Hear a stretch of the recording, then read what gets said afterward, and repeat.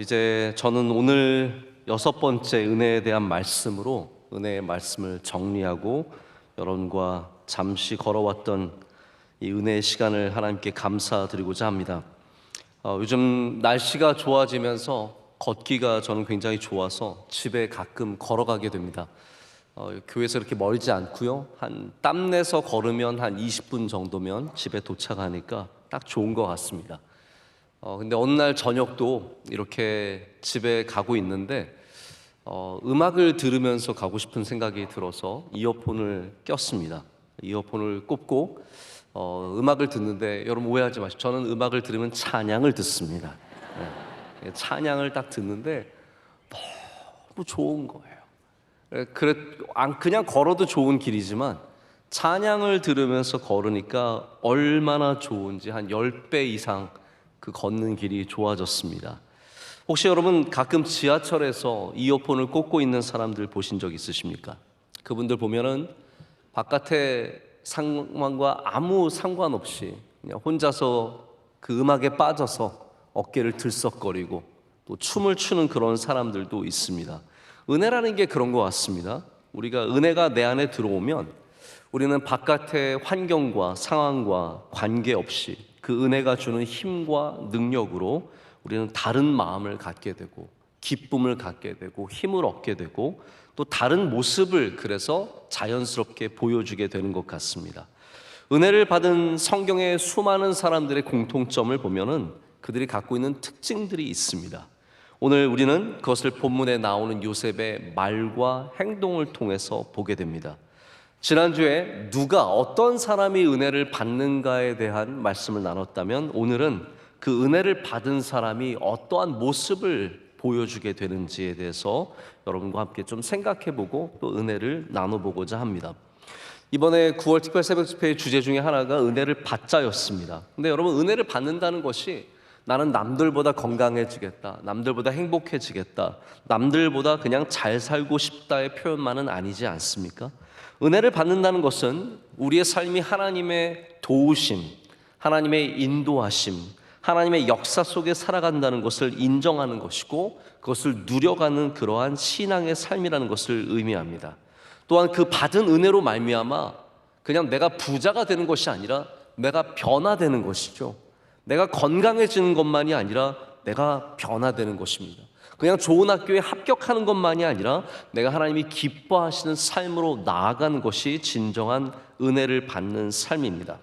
성경에는 은혜를 받은 사람이 참 많이 나옵니다. 아니, 모두가 은혜를 받았다고 해도 과언이 아닙니다. 제가 일일이 다 그들을 다 여러분께 말씀을 드릴 수 없습니다. 근데 저는 은혜에 대한 말씀을 나누면서 특별히 은혜 받은 두 사람이 저의 마음에 굉장히 감동으로 다가왔습니다. 신약에서는 베드로고요, 구약에서는 요셉입니다. 그래서 오늘 본문 말씀도 요셉의 이야기로 여러분께 전해드립니다. 물론 바울도 은혜를 많이 받았습니다. 바울같이 은혜를 많이 받은 사람이 없고 그것에 대해서 구체적으로 증거가 남아있는 사람도 바울입니다. 바울은 우선 사도행전에도 그의 행적이 많이 남아있고 또 그가 보낸 편지에도 그의 이야기가 많이 남아있습니다. 반면에 베드로는 사복음서에 있는 이야기들을 제외하고는 사도행전의 조금의 이야기와 베드로 전후서밖에 없습니다. 그럼에도 불구하고 저는 은혜를 생각하면 바울보다 베드로가 더 떠오릅니다. 왜냐하면 베드로 전후서에 보여지는 그의 삶에서 묻어나오는 은혜의 모습이 분명히 더 진하게 있었기 때문입니다. 요셉도 마찬가지입니다. 제가 베드로 사실 전서의 말씀을 통해서 오늘 말씀을 나누고자 하는 생각이 먼저 있었습니다. 그래서 처음에 준비를 베드로 전서로 하고 있었는데, 베드로 전서에 나오는 은혜의 모습과 요셉이 갖고 있는 은혜의 모습이 평행적입니다. 굉장히 같은 모습이 많습니다. 요거를 잠깐만 말씀을 드리고 계속 말씀을 이어가고자 하는데요. 베드로 전서에는 한 4가지 정도 베드로의 은혜의 모습이 나옵니다. 각 장마다 도드라지는 은혜의 모습이 있는데, 첫 번째 장에는 소망의 모습이 있습니다. 그가 보여주는 소망의 모습, 그리고 그가 보여주는 또한 거룩한 삶의 모습이 있습니다. 우리가 오해하기 쉬운 것 중에 하나가 뭐냐면요, 사랑을 많이 베풀어주면 사람이 잘못된다라는 오해입니다. 근데 여러분, 그런 말들이 그래서 우리가 좀 쉽게 하게 되는 것 같아요. 잘해주면 기어오른다, 이런 말 잘하지 않습니까? 우리는 뭔가 잘해주는 것이 오히려 좀 잘못된 행동을 만들어낸다는 그런 오해를 하기 쉬운 것 같은데, 사실 은혜는 그렇지 않습니다. 은혜를 많이 받으면요, 우리가 잘못되는 것이 아니라 거룩해집니다. 은혜를 많이 받은 사람이 정말로 거룩한 삶을 살아가게 되어 있습니다. 그래서 이 베드로 전서에도 거룩한 삶이 굉장히 강조가 됩니다. 세 번째는 인내의 모습입니다. 베드로전서 2장 20절에도 이런 말씀이 있습니다. 선을 행함으로 고난을 받고 참으면 이는 하나님 앞에 아름다우니라. 굉장히 인내하는, 이러한 참아내는 모습들이 은혜를 통해서 갖게 되는 것이고, 네 번째는 하나님이 맡겨주신 은혜를 받은 우리가 그 은혜의 삶을 살아내는 청지기적 사명이 베드로 전서에 또한 나타납니다. 이렇게 네 가지를 봤을 때 이 네 가지가 다 요셉에게서 발견되는 굉장히 귀한 모습입니다. 여러분, 요셉을 생각해 보십시오. 그는 심지어 감옥에 갇혀서도 소망을 갖고 살았습니다. 애굽에서 거룩한 삶을 지켜냈습니다. 보디발의 아내가 그를 유혹했을 때에도 그것을 뿌리치고 편안한 삶, 남들처럼 그냥 쉽게 살아가는 삶을 택하지 않고 은혜 받은 사람으로서 거룩한 삶을 지켜냈습니다. 억울함과 답답함 속에서 인내하면서 하나님의 역사를 기다렸고, 하나님의 맡겨주신 일들, 오늘 본문에 나오는 것처럼 이렇게 자기의 사명을, 청지기적 사명을 감당하는 은혜의 모습을 발견하게 됩니다. 요셉은 은혜를 많이 받은 사람입니다. 그런데 막상 그의 삶은 굉장히 우리가 누가 봐도 환난과 고난으로 점철되어 있다고 고백할 수 있을 정도로 굉장히 어려운 삶을 살았습니다. 그런데 창세기를 찾아보면 은혜라는 단어가 가장 많이 나오는 사람이 두 사람입니다. 그리고 은혜가 많이 나온 사람이 누구냐면요, 야곱과 요셉입니다. 이게 참 아이러니합니다. 왜냐하면 야곱과 요셉은 진짜 고생 많이 한 사람들입니다. 특별히 야곱은 자기 스스로 고백하기를 내가 험악한 삶을 살았다고 했거든요. 근데 그 험악한 삶 속에 하나님이 또한 은혜를 많이 베풀어 주셨습니다. 그가 삼촌이 너 얼룩진 양만 가져라고 했을 때 하나님이 그에게 은혜를 베풀어 주셔서 그 양떼가 늘어났습니다. 그러니까 환난과 고난이 있는 자리에 또한 하나님께서 은혜로 함께 해주신 거죠. 요셉도 마찬가지입니다. 요셉은 정말 형들에 의해서 죽임을 당할 뻔했던 사람입니다. 그나마 장자였던 르우벤이, 그래도 첫째가 괜찮은 면이 있습니다. 르우벤이 살려주자, 죽이지는 말자라고 해서 살았고, 그리고 나중에 장자처럼 12지파 가운데 장자 역할을 하는 유다가 나중에 또 상인이 왔을 때 그냥 우리 팔아 넘기자라고 해서 죽이지 않고 팔아 넘기는, 그로 인해서 살았을 뿐입니다. 그러나 요셉은 정말 고생 많이 했고 어려움을 많이 겪었는데, 성경은 희한하게도 그 요셉이 은혜를 많이 받았다고 표현을 합니다. 여러분, 사람이 안에 상처를 입고 강팍한 마음을 가지면 그 마음은 나쁜 쪽으로 뛰어갑니다. 그거를 말릴 수가 없습니다. 잡을 수가 없습니다. 여러분, 우리의 마음이 우리가 뛰어가지 않도록 잔잔한 마음이 되도록 은혜를 가져야 우리가 그 악한 마음, 복수의 마음, 반드시 남을 해치겠다는 그런 마음에서 벗어날 수 있습니다. 악한 마음은 항상 우리를 붙잡고 뛰어가기 때문입니다. 그러나 은혜의 마음은 우리를 잔잔하게 합니다. 할렐루야. 은혜의 마음은 우리를 잔잔하게 하고 하나님 바라보게 하고, 그래서 오늘 요셉은 마침내 용서를 선포하게 됩니다. 여러분, 용서가 절대로 쉽지 않은 것을 누구보다도 여러분께서 잘 아실 거라고 생각을 합니다. 원수 같은 형들을 만나서 이제 복수하는 일만 남아 있습니다. 여러분, 복수가 얼마나 통쾌한 일입니까? 우리는 복수하고 싶은 마음을 갖고 있습니다. 옛날에 나 힘들게 한 사람 복수해야지, 나 어렵게 한 사람, 나 나쁜 말 한 사람 반드시 다 갚아줘야지 라고 생각을 하지만, 은혜를 받으면 우린 다른 마음을 갖게 됩니다. 요셉도 은혜를 받았습니다. 그가 감옥에 갔을 때도 은혜를 받았습니다. 성경을 보면은 간수장에게 은혜를 입었다라고 되어 있습니다.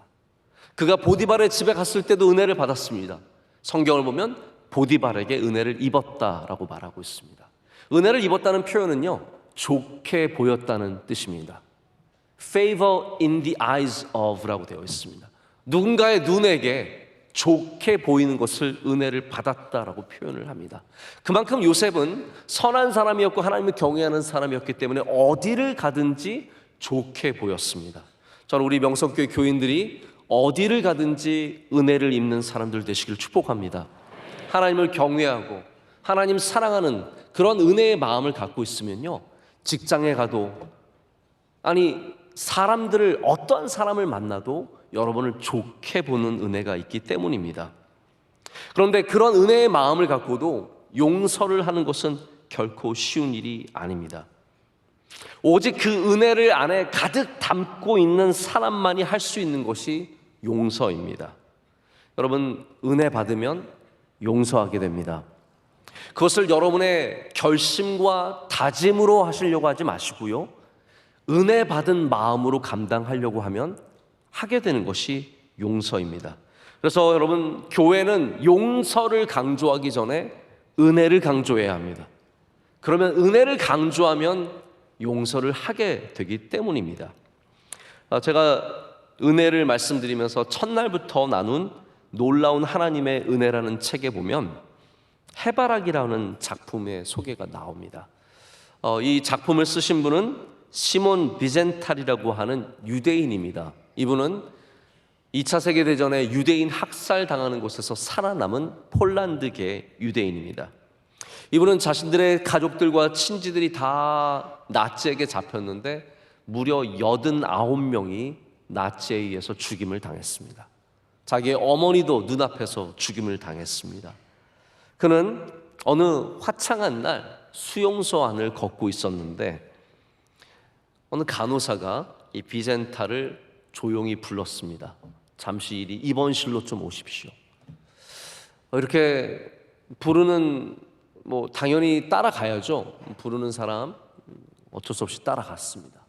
그랬더니 3층으로 데려가는데 거기에는 환자들이 누워 있었습니다.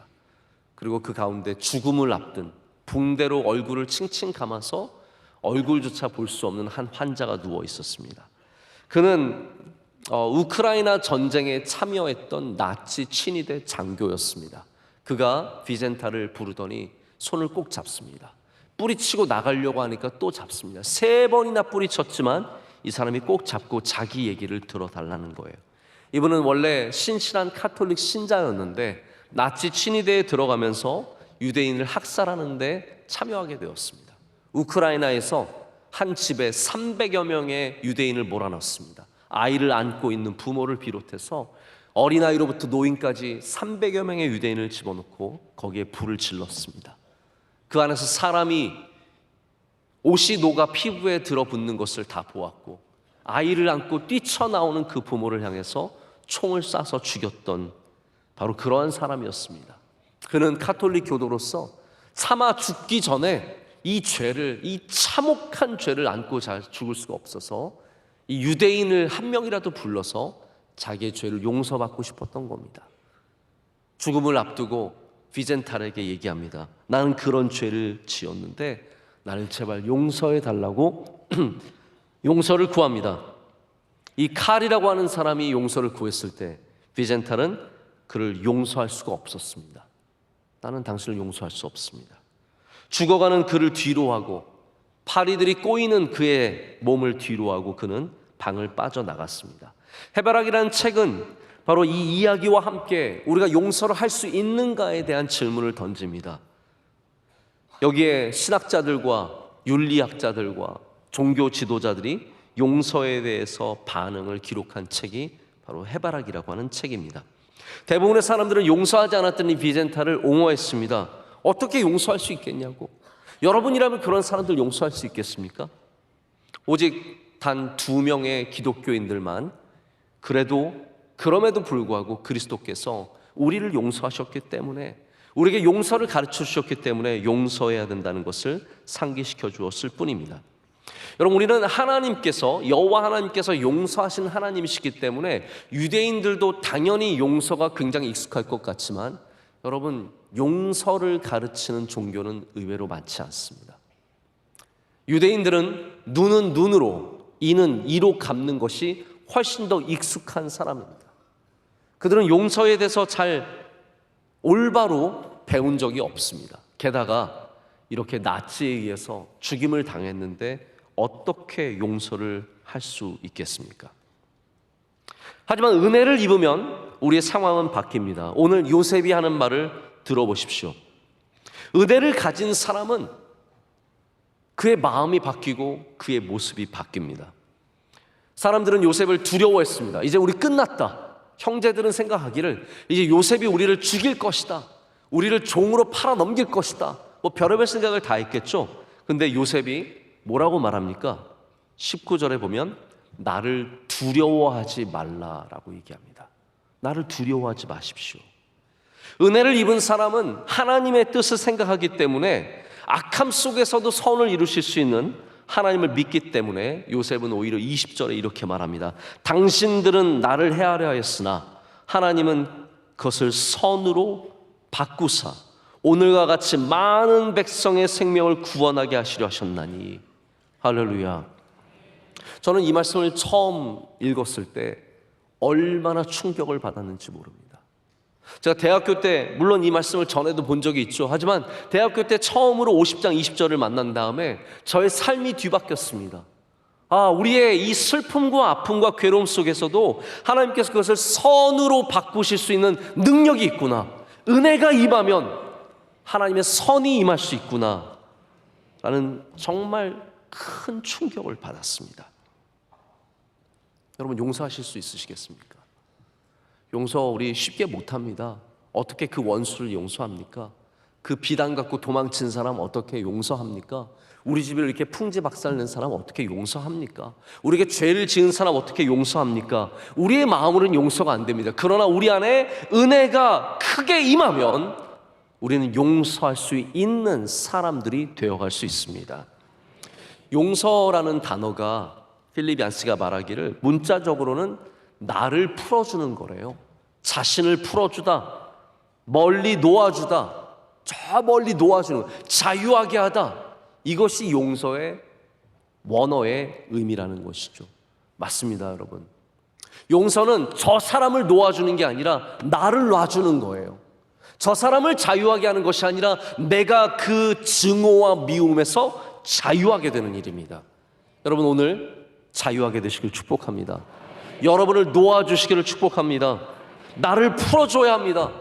그 악몽에서, 그 슬픔과 그 원망에서 나를 풀어주려면 은혜 받고 용서해야 합니다.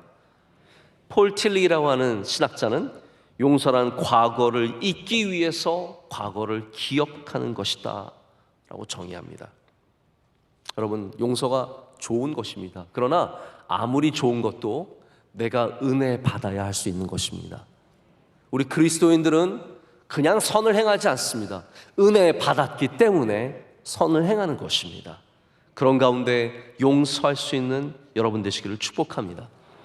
은혜는 우리가 할 수 없는 것을 하게 합니다. 제가 처음 말씀드렸죠. 이어폰을 꼽으면, 음악이 내 안에 들어오면 우리는 세상과 상관없이 어깨를 들썩거리게 되어 있습니다.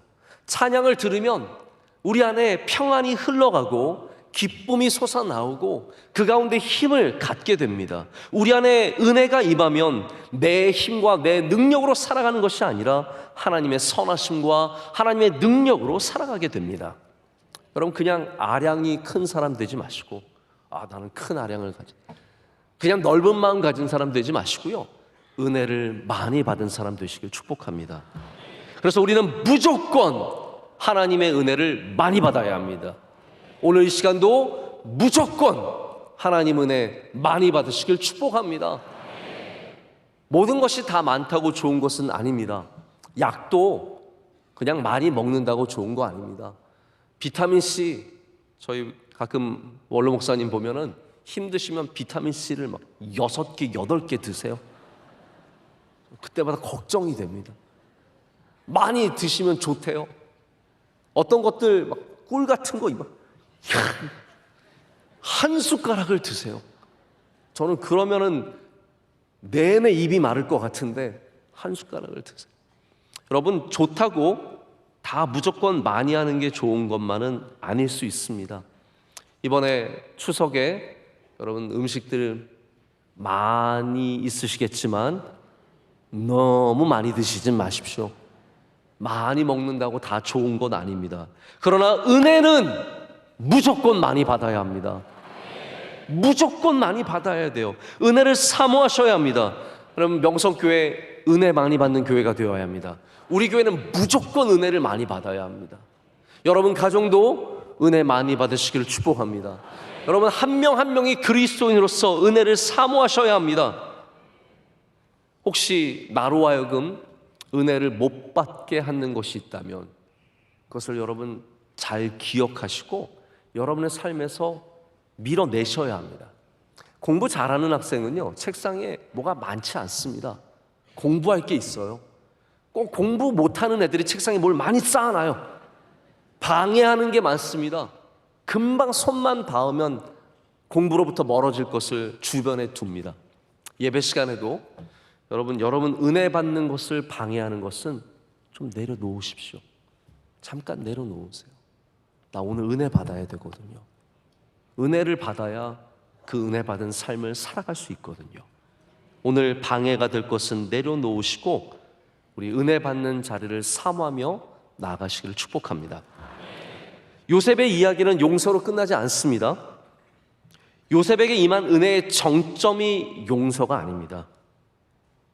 우리에게 주시는 은혜의 마지막 정점이 나 행복해, 나 오늘 잔잔해, 나 오늘 평안해, 이거는 아닙니다. 잔잔해진 물결이 은혜의 핵심이 아니라 우리 은혜는 반드시 하나님의 뜻과 하나님의 역사하심과 연결되어야 합니다. 지난번 아마데우스 이야기를 기억하십니까? 모차르트는 은혜를 받았어요. 그래서 남들과 비교할 수 없는 창작력을 갖고 있었고 그의 음악은 찬사를 받았습니다. 그는 위대한 음악가가 되었어요. 그러나 그가 아름다운 삶을 살아내지는 못했습니다. 여러분, 은혜를 받으면 우린 능력만 있는 것이 아니라 주님께서 기뻐하시는 삶을 살아내야 합니다. 우리는 부자만 되는 것이 아니라 그 물질로 하나님이 기뻐하시는 일들을 할 수 있어야 합니다. 이것이 은혜 받은 삶의 진정으로 아름다운 결말입니다. 그냥 건강하고 나 건강했어요, 나 평안해요, 나 잘 살아요, 우리 집 행복해요, 이게 끝이 아니라는 거죠. 우리 명성교회가 그냥 많은 사람들이 오고 우리가 예산이 많고 하는 일이 많고 그게 끝이 아니라는 겁니다. 우리끼리 행복한 게 끝이 아니라 하나님의 뜻을 행할 때 거기 정말로 은혜가 있는 증거가 있는 것입니다. 유명한 아일랜드 출신의 작가인 오스카 와일드라고 하는 분이 있습니다. 이분의 짧은 시가 있는데 선을 행하는 자, The Doer of Good이라고 하는 책이 있습니다. 이 내용이 이렇습니다. 어느 날 밤에 한 사람이 홀로 서 있습니다. 그 사람이 저 멀리 보이는 둥그런 벽을 가진 성을 향해 걸어갑니다. 그 도시 가까이 가자 그 도시 안에는 웃음과 잔치가 가득한 것을 이미 들을 수 있었습니다. 성문을 두드리자 그 성문에 문지기가 나와서 문을 열어주었습니다.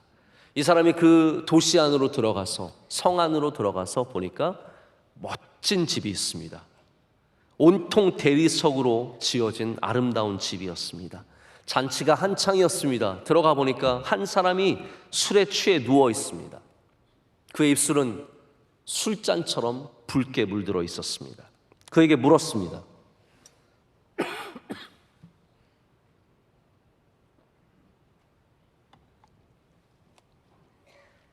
왜 이렇게 살고 있느냐? 그러자 그를 알아본 술 취한 사람이 말했습니다. 저는 원래 나병 환자였습니다. 당신이 나를 낫게 했습니다. 그런데 내가 이렇게 말고 어떻게 살아야 하나요? 집을 나와서 이분은 다시 길을 걸었습니다. 한 아름다운 여성을 발견했습니다. 아름다운 치장을 하고 걸어갑니다. 그리고 그 여성을 뒤따르는 남자를 발견했습니다. 이 남자의 얼굴은 욕망으로 가득한 얼굴이었습니다. 이 남자에게 물었습니다. 너는 왜 이 여성을 그런 욕망의 눈으로 바라보느냐? 그를 알아본 젊은 남자가 말합니다. 저는 볼 수 없었습니다. 당신이 저에게 빛을 보여주셨습니다. 그런데 제가 이제 무엇을 봐야 합니까? 다시 여자를 잡고 물었습니다. 네가 이런 죄의 길이 아니라 죄에서 벗어난 삶을 살 수 없더냐라고 물었을 때 여자는 이분을 또 알아보고 대답했습니다. 당신이 나의 죄를 용서해 주셨지만 이 길은 저에게 기쁨을 주는 길입니다 라고 대답했습니다. 그리고 그는 마지막으로 울고 있는 나사로를 만나는 장면으로 이 짧은 이야기가 마쳐집니다. 여러분, 우리가 이 작품을, 이 이야기를 생각해 보면, 물론 이 작가는 기독교의 호의적인 작가라고 말할 수는 없지만 이 이야기 속에서 우리의 모습을 발견하게 됩니다. 나병에서 나았지만 정작 은혜의 삶으로 나아가지 못한 사람이 여기 있습니다. 눈을 떴지만 뭘 봐야 하는지 모르는 사람이 여기 있습니다. 죄의 용서함을 받았지만 어떠한 삶을 살아야 죄에서 벗어나고 기쁜 삶이 되는지 모르는 그러한 여인이 여기 있습니다. 우리입니다. 은혜가 우리 안에 머물 때 우리는 삶이 변화되어야 합니다. 눈이 보이고 나병에서 낫고 죄에서 벗어나고 이것이 끝이 아니라 우리의 삶이 변화될 때, 바로 비로소 주님의 일을 할 때, 하나님의 뜻을 행하는 사람이 될 때 우리는 정말로 은혜를 받은 사람이 되는 줄로 믿습니다. 요셉이 많은 형제들 가운데서 은혜를 입은 것은 하나님께서 요셉을 통해서 이스라엘을 살리고 그 주변 국가들까지도 살려주시기 위해서 요셉에게 은혜를 베풀어 주신 겁니다.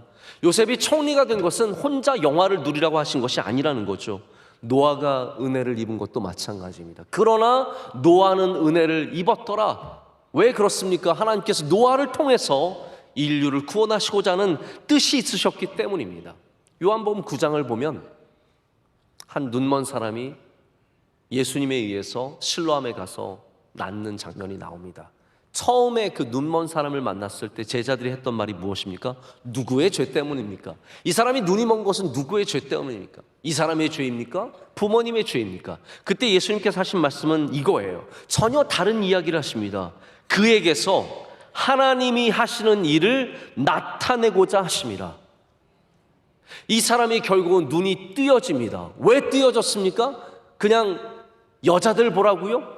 재밌는 거 보라고요? 스포츠 경기 보라고요? 아니에요. 하나님이 하시는 일을 나타내고자 하는 것이죠. 이것이 은혜의 진정한 목적이라는 겁니다. 우리가 은혜를 받았다면 우리는 그 은혜를 통해서 하나님의 하시는 일이 나타나는 일을 감당해야 합니다. 그래서 은혜를 입은 사람은 자신의 삶 이상을 살아나게 됩니다. 단순히 더 부유한 삶, 더 잘나가는 삶, 자랑스러운 삶이 아니라 그 삶 이상을 살아가게 됩니다. 어메이징 그레이스를 만든 존 뉴튼 목사님께서 노예를 무역하던 선장에서 목사가 되어서 노예를 해방시키는 일에 앞장서는 그 이상의 삶을 살아가는 거예요. 진정한 어메이징 그레이스는 그냥 풍랑에서 살아나온 것만이 아니라 바로 하나님의 뜻을 행하는, 노예를 살리는 바로 그 일에 있었던 것이 아니겠습니까? 여러분, 바울이 뭐라고 고백했습니까? 이 모든 사람이 받은 은혜를 그가 이렇게 얘기합니다. 나의 나 된 것은 하나님의 은혜라. 이제 저는 여러분과 함께 길었던 이 은혜의 시리즈를 마치려고 합니다. 6번 말씀을 전했습니다. 언젠가 제가 5년이 되었든 10년 후가 되었든 다시 한번 하게 된다면 좀 더 성숙해진, 좀 더 깊어진 말씀으로 여러분을 만나고 싶은 생각이 있습니다. 저는 마지막에 한 이야기만 여러분께 말씀을 드리고 맺으려고 합니다. 어떤 남자가 죽어서 천국에 갔습니다. 이런 이야기는 많이 있죠. 네. 어떤 남자가 죽어서 천국에 갔대요.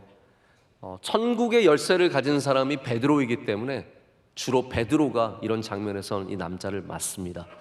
진주문 앞에서, 천국문 앞에서 베드로가 이 남자를 맞으면서 오리엔테이션을 합니다. 이제 천국에 들어가려면 당신에게 100점이 필요합니다. 당신이 땅에서 행한 일 가운데 좋은 것들을 저에게 말씀을 주시면 제가 그 가운데 점수를 매기겠습니다. 점수를 매긴 다음에 100점이 되면 제가 천국문을 열어드립니다. 그러자 이 남자는 굉장히 긴장하면서 어떤 이야기를 해야 100점을 맞을까 긴장하면서 말을 시작합니다. 베드로님, 저는 저희 아내와 50년을 행복하게 살았습니다. 50년을 행복하게 살았는데 저는 사는 동안에 단 한 번도 바람을 핀 적이 없고 다른 여자에게 마음을 준 적도 없습니다. 그러자 베드로가 훌륭합니다. 제가 3점 드리겠습니다. 여러분, 50년을 한 여인에게 충성해도 3점밖에 안 된다는 것을 잘 기억하시길 바랍니다. 이 남자가 당황했습니다. 좀 뭔가 영적인 이야기를 해야 되나? 그래서 베드로님, 저는 교회를 열심히 다녔습니다. 제가 평생 교회 빠지지 않았고요. 예배 잘 드렸고요. 심지어는 우리 담임 목사님도 열심히 도왔습니다. 저는 11조도 했습니다. 그러자 베드로가 한참 듣더니 잘했습니다. 제가 1점 드리겠습니다. 큰일 났습니다. 이제 몇 점이에요? 4점밖에 안 돼요. 갈 길이 멀어요. 또 생각을 해봤습니다. 제가 봉사도 했네요. 우리 지역의 노숙자들, 제가 그분들 먹이는 일을 하기 위해서 열심히 가서 봉사하고 그리고 그들을 섬겼습니다. 얼마나 많이 했는지 모릅니다. 베드로가 한참 듣더니 그래요? 잘하셨습니다. 2점 드리겠습니다. 이제 몇 점입니까? 6점이에요. 네. 잘 따라오시는 분들이 계시네요. 6점밖에 안 돼요. 큰일 났어요. 94점을 어떻게 더 채웁니까? 뭘 말해도 50년 같이 충성하며 살았는데 3점이고 교회 열심히 다녔는데 1점밖에 안 되고 이 남자가 거의 자포자기하는 마음이 들었습니다. 이렇게 하다가는 천국에 못 들어갈 것 같아요. 이분이 궁시렁거리면서 말했습니다. 진짜 천국에 들어가려면 하나님 은혜가 아니면 안 되겠네요. 이렇게 말하자 베드로가 정확합니다. 맞았습니다. 이제 들어오십시오. 라고 하면서 문을 열어줬습니다. 여러분, 하나님의 은혜가 아니면 안 되겠네요. 맞았습니다. 그게 맞는 말입니다. 하나님의 은혜가 아니면 안 됩니다. 그게 가장 맞는 말입니다. 여러분의 평생에, 여러분의 살아가는 중에 하나님의 은혜가 풍성하시기를 축복합니다. 하나님의 은혜가 아니면 안 된다는 것을 믿고 고백하며 살아가는 우리 모두가 되기를 간절히 소망합니다. 하나님 아버지, 감사합니다.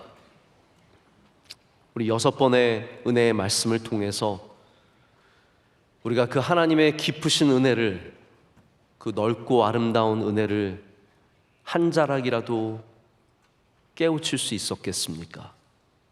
주님, 우리에게 은혜 내려 주시옵소서. 하나님의 은혜가 아니면 안 되는 줄을 압니다. 주님, 우리 가정에, 나의 삶에, 우리 교회에, 이 나라에, 이 땅에 하나님의 은혜를 내려 주시옵소서. 우리 모두가 풍성한 하나님의 은혜로 하나님이 기뻐하시는 삶으로 나아가게 하여 주시옵소서. 예수님의 이름으로 기도드립니다. 아멘.